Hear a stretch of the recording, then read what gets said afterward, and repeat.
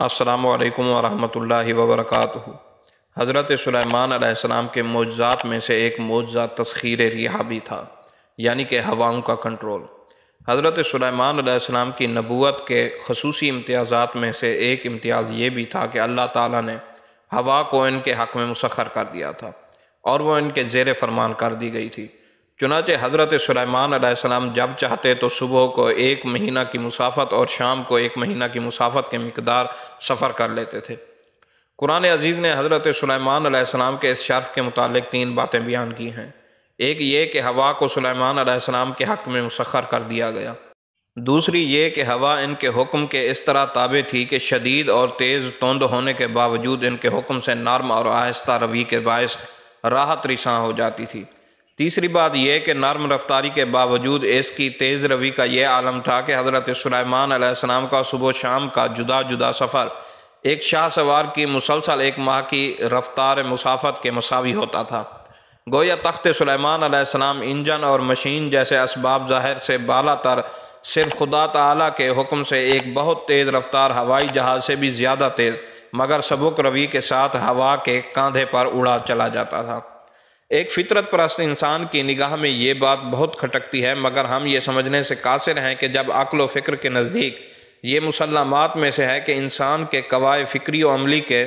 درمیان اس درجہ توافت ہے کہ ایک شخص جس شے کو اپنی عقل سے کرتا ہے اور اس کا کرنا آسان سمجھتا ہے، دوسرا شخص اس شے کو ناممکن اور محال یقین کرتا ہے۔ اس اصول پر ان کو یہ تسلیم کرنے میں کیوں انکار ہے کہ اللہ تعالیٰ نے جس طرح عام قوانین قدرت کے پیش نظر کائنات کی اشیاء کو اسباب کے ساتھ وابستہ کر دیا ہے، اسی طرح اس کے علم عام عقلاء کو حاصل ہے اور موجودہ دنیاوی علوم کی دسترس اس علم تک نہیں ہے۔ لہذا جب ایسے امور کے وقوع کی اطلاع علم الیقین یعنی کہ وحی الہی کے ذریعے حاصل ہوتی ہے تو محض ظن اور تخمین اور عقل کے استبعاد کی وجہ سے ایک حقیقت ثابتہ کا کیسے انکار کیا جا سکتا ہے؟ اور اگر ہم کو ایک شے کا علم نہیں ہے تو یہ کیسے لازم آ جاتا ہے کہ وہ شے حقیقتاً بھی موجود نہیں ہے؟ لہذا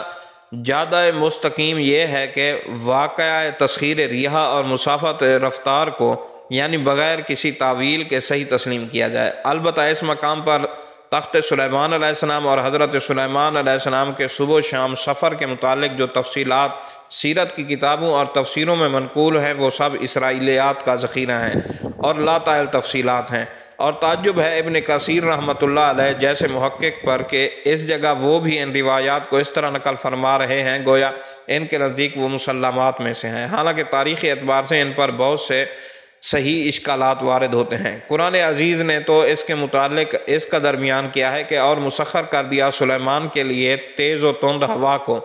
اس کے حکم سے اس زمین کی طرف چلتی تھی جس کو ہم نے برکت دی تھی اور ہم ہر شے کے جاننے والے ہیں، اور سلیمان کے لیے مسخر کر دیا ہوا کو صبح کو 1 مہینے کی مسافت اور شام کو 1 مہینے کی مسافت، اور مسخر کر دیا ہم نے سلیمان علیہ السلام کے لیے ہوا کو چلتی ہے وہ اس کے حکم سے نرمی کے ساتھ جہاں وہ پہنچنا چاہتے ہیں۔ اللہ تبارک و تعالیٰ نے آپ کو یہ کمالات بھی عطا کیے تھے کہ آپ چرند و پرند حشرات الارض تمام کی زبانیں سمجھتے تھے۔ تو حضرت سلیمان علیہ السلام ایک مرتبہ اپنے تخت پر بیٹھ کر ماہو پرواز تھے کہ نیچے سے چیونٹیوں کا لشکر گزر رہا تھا، تو اس لشکر کی جو سردار چیونٹنی تھی اس نے اپنی دوسری چیونٹیوں کو کہا